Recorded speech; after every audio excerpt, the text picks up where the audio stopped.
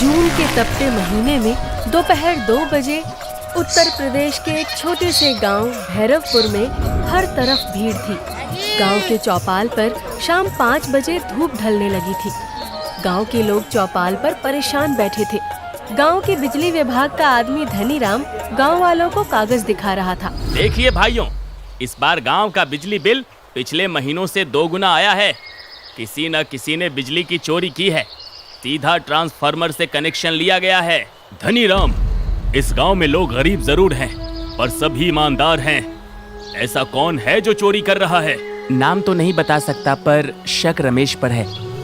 उसके घर दिन में भी कूलर की आवाज आती है और उसके घर में तो पंखा भी मुश्किल से चलता था पहले। सही कह रहे हैं आप। मैं खुद पिछले हफ्ते उसके घर गया था। घर में पुराना कूलर चल रहा था और बाहर से तार कहीं जा रही थी। तो फिर देर किस बात की है? बुलाओ रमेश को, पंचायत में जवाब देगा। उसे पंचायत में बुलाने से पहले उसे बिजली चोरी करते हुए रंगे हाथों पकड़ना पड़ेगा। जिस रमेश को बिजली की चोरी करते हुए पकड़ने की बात हो रही थी, वो एक छोटे से टूटे फूटे मकान में अपने बूढ़े माता पिता और पत्नी सुधा के साथ रहता था। उसके पिता अक्सर बीमार रहते थे। उनका मिट्टी का घर गर्मी में बुरी तरह तपता था। हे भगवान, ये गर्मी तो जान ले लेगी। अगर ये पुराना कूलर ना होता तो शायद आज बाबूजी की हालत और भी खराब हो जाती। बेटा, पुराना कूलर तो ठीक है, पर ये बिजली भी तो बहुत ले रहा है। बेटा रमेश, तुम ये बिजली कहाँ से लाए? गांव में तो पूरे 6 घंटे बिजली की कटौती चल रही है, लेकिन इस कूलर की हवा तो दिन रात चल रही है। अरे माँ, तुम ये सब मत सोचो। पिताजी की कितनी खराब हालत हो गई थी गर्मी से। अब राहत है, इसलिए सुकून में रहो। पर ये बिजली की तार कहाँ जा रही है? चुप करो। थाली में भरकर बाबूजी के पाँव में ठंडा पानी रखो। उनके तलवों में जलन हो रही होगी। नहीं बेटा, अब घर ठंडा रहता है, इसलिए जलन नहीं होती। पर कुछ तो है जो तुम हम सबसे छुपा रहे हो। बाबूजी, मैंने खेत वाले ट्रांसफार्मर से थोड़ा तार जोड़ लिया है, किसी को पता नहीं चलेगा। रमेश, तू चोरी करके हमें बचा रहा है, पर ये चोरी है बेटा। कहीं ये बात गांव में ना फैल जाए, किसी को कुछ नहीं पता चलेगा। उसी रात पड़ोस में रहने वाले बबलू और गट्टू रमेश के घर से जो तार ट्रांसफार्मर से जुड़ी थी वो देख लेते हैं और गांव के दबंग धनीराम को बुलाकर दिखा देते हैं। धनीराम आग बबूला हो जाता है और अगली सुबह का इंतजार करता है। अगली सुबह गांव का डुगडुगी वाला ढोल बजता है। सुन लो भैरवपुर के लोगों, रमेश को पंचायत में हाजिर होना है। आज रात 8 बजे पंचायत में फैसला होगा। रमेश, लगता है तुम्हारी चोरी पकड़ी गई। ऐसे कैसे किसी को पता चल गया? हाँ, जरूर बबलू और गुड्डू ने ही कुछ किया है। यही कल ताक झाक कर रहे थे। गलती तुम्हारी है और दोष उनको दे रहे हो। मैंने कुछ गलत नहीं किया। आपको और बाकी सबको गर्मी से राहत देने के लिए बिजली की चोरी की। बेटा, चोरी करके मदद करना कभी आत्मसम्मान और इज्जत नहीं दिलाता। रात 8 बजे पंचायत चौपाल पर भीड़ लगी थी। सभी गांव वाले इकट्ठे हुए थे। मिट्टी के चबूतरे के ऊपर मुखिया जी का आसन लगा हुआ था और सामने सिर झुकाए रमेश खड़ा था। रमेश, सच सच बता, तूने चोरी की है बिजली की? मुखिया जी, आप तो जानते हैं कि हम कितने गरीब हैं। बाबूजी बीमार रहते हैं और गर्मी ने हाल बेहाल कर रखा है। मैंने तो बस ये बहाने मत बना। चोरी की है, सीधी बात है। और इस चोरी का बिल पूरा गांव क्यों भरे? रमेश, तुझे शर्म आनी चाहिए। गरीब होना जुर्म नहीं, पर चोरी करना बहुत बड़ा जुर्म है। आज अगर रमेश को सजा नहीं मिली तो कल और लोग बिजली की चोरी करेंगे। हाँ मुखिया जी, सजा तो इसे जरूर मिलनी चाहिए। रमेश, गांव के नियम सबके लिए बराबर हैं। तुम गरीब हो, हम जानते हैं, पर इस वजह से तुम्हें चोरी की इजाजत नहीं दी जा सकती। जरूर बबलू और गुड्डू ने ही मुझे पकड़वाया है। माफ कर दो हमारे बेटे को, इंसानियत के नाते माफ कर दो इसे। इंसानियत? जब बिल भरना होगा तब ये इंसानियत कहाँ जाएगी? मुखिया जी, मैंने ये खुद के लिए नहीं, अपने बूढ़े माँ बाप के लिए किया था मुखिया जी। कोई और रास्ता नहीं था। रमेश, पंचायत तुझ पर 3 बातें तय करती है। पहला, तू अगले महीने का पूरा बिजली बिल अकेले भरेगा। दूसरा, जो तार तूने लगाए थे वो आज ही कटवाएगा। और तीसरा, अगर दोबारा ऐसा किया तो तुझे गांव से बाहर निकाल दिया जाएगा। नहीं नहीं, हमारे बेटे को गांव से मत निकालिएगा। मैं मंजूर करता हूँ मुखिया जी। सब चुप हो जाते हैं।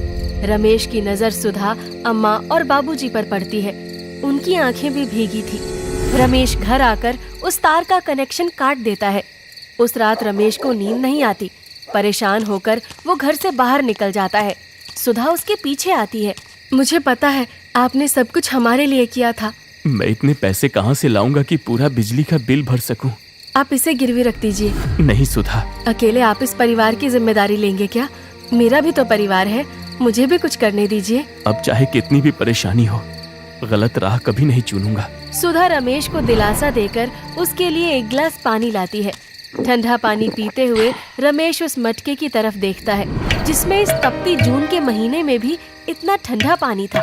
मिट्टी ठंडी, धूप में भी ठंडक। सुधा, क्या हम पूरा घर ऐसा नहीं बना सकते? घर? मिट्टी का? वो कैसे? जैसे ये घड़ा है, मोटी दीवारें, मिट्टी की परत। आप ये सब क्या बोल रहे हैं? मुझे कुछ समझ नहीं आ रहा। अगले दिन रमेश मुखिया जी को बिजली के बिल के पैसे देता है। मुखिया जी के पूछने पर वो बता देता है कि अपनी पत्नी के कंगन उसने गिरवी रख दिए हैं और बाद में अपनी मेहनत की कमाई से उन्हें छुड़वा लेगा। दोपहर में रमेश गांव के बाहर खाली जमीन पर खुद मिट्टी खोदता है। पुराने टायर, बांस, लकड़ी से खांचा तैयार करता है। राख, नमक, गोबर और नीम के पत्ते सब कुछ इकट्ठा करता है। अपने हाथ में लोहे की खुरपी और बाल्टी लिए मिट्टी में कुछ मिला रहा है। सुधा पास में बैठी है। ये मिट्टी में आप क्या क्या डाल रहे हैं? गोबर, नमक और ये नीम के पत्ते? अरे सुधा, यही तो असली ठंडक और सफाई का राज है। गोबर दीवारों में ठंडक बनाए रखेगा और कीड़े मकोड़े नहीं लगने देगा। नमक हवा में नमी को खींचेगा जिससे अंदर की हवा ठंडी रहेगी। और नीम के पत्ते वो बैक्टीरिया और मच्छर से रक्षा करेंगे। अरे बेटा, ये सब क्या कर रहा है? कुछ नहीं होगा इससे। हमारे दादा परदादा तो ऐसे ही बनाते थे। हम ही भटक गए थे सीमेंट और कूलर के पीछे। क्या हो गया है रमेश तुझे? इतनी तेज धूप में ये सब क्या कर रहा है? बाबूजी, बिजली के तार का कनेक्शन काटा है पर मिट्टी से कनेक्शन जुड़ गया है। अब मिट्टी से ठंडा घर तैयार होगा। रमेश अपने घर की दीवारें लीपना शुरू करता है। तभी बबलू और गट्टू भी वहाँ आ जाते हैं। रमेश क्या बना रहा है? कहता है मिट्टी का ठंडा घर बनाएगा। ये पगला गया है शायद। ये बात जब चौपाल तक पहुँचती है तो सब ठहाका लगाकर हंसने लगते हैं। लेकिन 3 दिन बाद रमेश की दिन रात की मेहनत के बाद, अरे आज तो बिल्कुल गर्मी नहीं लग रही है। हाँ, बाहर कितनी लू चल रही है और हमारा घर एकदम ठंडा है। गांव वाले अंदर झांकते हैं। गर्मी नहीं, ठंडी हवा। रमेश बाहर एक तख्ती लगा रहा है। कूलर नहीं, मिट्टी है। अरे अंदर तो सचमुच ठंडक है। बिना पंखा, बिना कूलर और बिजली भी नहीं चाहिए इसे। वाह रमेश। हाँ बिल्कुल। 3 दिन पहले जिस रमेश को सारे गांव के लोग दुत्कार रहे थे, अब उसके पास आकर उसकी वाहवाही कर रहे थे। धीरे धीरे पूरे गांव में रमेश के मिट्टी के कूलर का जिक्र होने लगा। मुखिया जी रमेश को बुलाते हैं। रमेश, तूने चोरी से जो बदनामी कमाई थी, आज तूने मिट्टी से वो इज्जत कमा ली। जी मुखिया जी, आज सही मायनों में मिट्टी की कीमत समझ आई है। अरे रमेश सुन, मेरे भाई के घर में भी बहुत गर्मी लगती है। क्या उसका घर अपने जैसा बना सकता है? हाँ हाँ, क्यों नहीं, पर थोड़ा टाइम लगेगा। अगली सुबह गांव की औरतें जुटती हैं।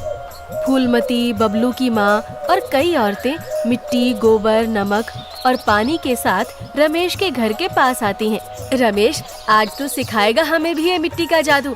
हमारे घर की दीवारें भी तप रही हैं। आओ दीदी, सबसे पहले तो गोबर और मिट्टी मिलाओ, अनुपात आधा आधा। फिर उसमें थोड़ा सा नमक डालो, बस 1 मुट्ठी। और ये नीम? उसका लेप छत और खिड़की के पास करो। कीड़े नहीं आएंगे और हवा भी शुद्ध रहेगी। गांव में बदलाव की शुरुआत होती है।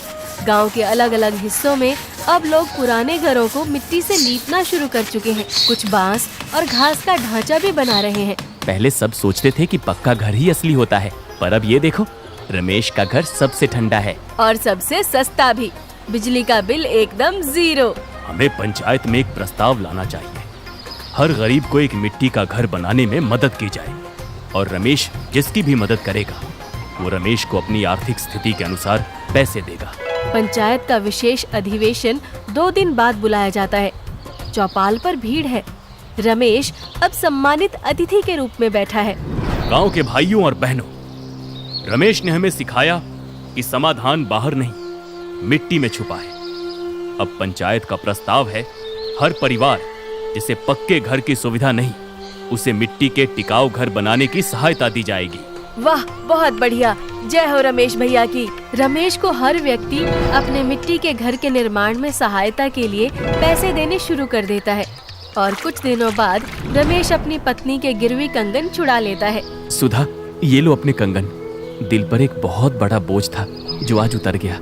सब आपकी मेहनत का नतीजा है। एक बात तो मुझे अच्छे से समझ आ गई, चोरी से चाहे कितना भी भला कर ले, पर इज्जत और सुकून मेहनत से ही मिलती है। रमेश गांव के बच्चों को नीम की छाया में मिट्टी और गोबर मिलाकर दिखाता है। बच्चों, ये मिट्टी सिर्फ जमीन नहीं है, ये हमारे पूर्वजों की किताब है। पढ़ो इसे, समझो इसे। कूलर से कहीं ज्यादा अच्छा लगेगा इसका स्पर्श। रमेश भैया, हम भी मिट्टी वाला घर बनाएंगे। बिल्कुल बनाओ। याद रखना, मिट्टी से बना घर गर्मी भी भगाता है और इंसान को मिट्टी से जोड़े भी रखता है। रमेश ने जो किया वो सिर्फ एक घर नहीं था, वो एक सोच थी, एक रास्ता था उस भीषण गर्मी के खिलाफ, जो अब गांव की हर गली में बहने लगी है ठंडी हवा बनकर। जिसे कभी गांव से निकालने की धमकी दी गई थी, आज वो पूरे राज्य का प्रतिनिधि बन गया था। गांव के बाहर एक साइन बोर्ड लग चुका था, आप प्रवेश कर रहे हैं भैरवपुर में, जहां घर ठंडे और दिल नर्म और सोच जमीन से जुड़ी होती है।